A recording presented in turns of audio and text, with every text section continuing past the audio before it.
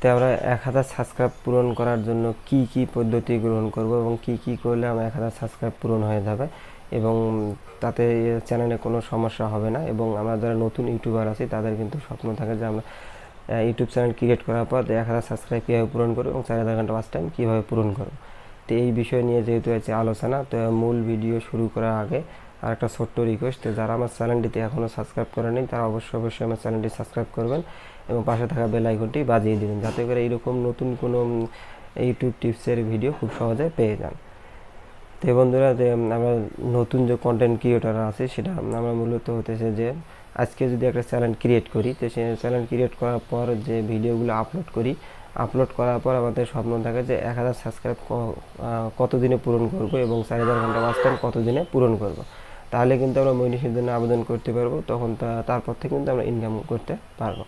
তো এই বিষয়গুলো কিন্তু সবাই চায় যে খুব তাড়াতাড়ি হোক বা 1 মাস 2 মাস 3 মাসের ভিতরে হোক, কিন্তু যারা কিছু কিছু ইউটিউবারদের ক্ষেত্রে হয় যে 2 মাস 3 মাস 4 মাস বা কারো 1 মাসের ভিতরে সব কিছু পূরণ হয়ে যায়, 1000 সাবস্ক্রাইবও পূরণ হয়ে যায়, 4000 ঘন্টা ওয়াচ টাইমও পূরণ হয়ে যায়। তো তাদের ক্ষেত্রে কীভাবে পূরণ হয়, তো যারা সেলিব্রিটি বা বড় মাপের মানুষ বা বড় বড় ইউটিউবার তাদের ক্ষেত্রে কিন্তু 1 মাস 2 মাস 5 মাস 4 মাস এর ক্ষেত্রে কিন্তু দুটাই পূরণ হয়ে যায় এবং 4000 ঘন্টা ওয়াচ টাইমও পূরণ হয়ে যায় এবং 1000 সাবস্ক্রাইবও পূরণ হয়ে যায়।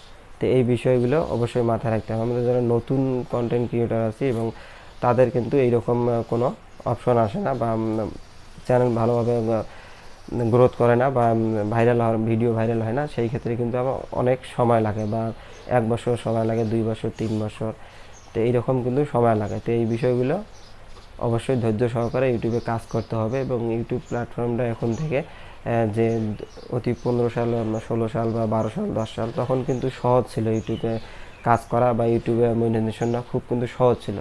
যদিও যে 1000 সাবস্ক্রাইব হলেও কিন্তু মনিটাইজেশন হতো বা আগে 4000 ঘন্টা ওয়াচ টাইম হলেও হতো, কিন্তু এই পজিশনটা এখনও আছে, কিন্তু এটা সম্ভবত চেঞ্জ হবে না। তো তখনকার সময় কিন্তু 10 সাল 12 সালের সময় কিন্তু যে ইউটিউবে যে কন্টেন্ট ক্রিয়েটর অনেক কম ছিল, তখন কিন্তু যে কোনো চ্যানেল ক্রিয়েট করার পর যে কোনো ভিডিও ছাড়লে কিন্তু ভিউজ আসতো এবং সাবস্ক্রাইব আসতো এবং ভিডিও ভাইরাল হওয়ার সম্ভাবনা বেশি থাকতো বা 1 বছর লাগতো না, 3 4 5 মাসের ভিতরে কিন্তু চ্যানেল খাড়া হয়ে যেত বা আমার চ্যানেলের মনিটাইজেশনের জন্য আবেদন করা যেত।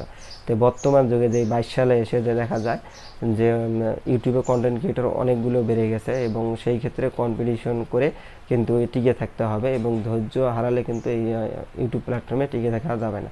তো সেই বিষয়গুলো অবশ্যই মাথায় রাখতে হবে।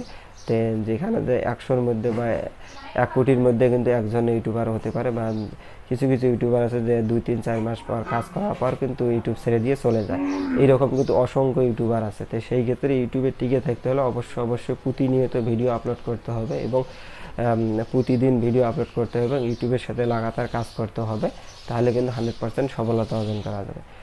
তো ভিডিওটা যদি কারো ভালো লাগে বা কারো যদি উপকারে আসে অবশ্যই ভিডিওতে একটা লাইক দিবেন এবং চ্যানেলটি সাবস্ক্রাইব করে পাশে থাকবেন। তো বন্ধুরা, সবাই ভালো থাকবেন, সুস্থ থাকবেন। পরবর্তী ভিডিও পাওয়ার জন্য অবশ্যই চ্যানেলটি সাবস্ক্রাইব করে পাশে থাকবেন। তো আল্লাহ।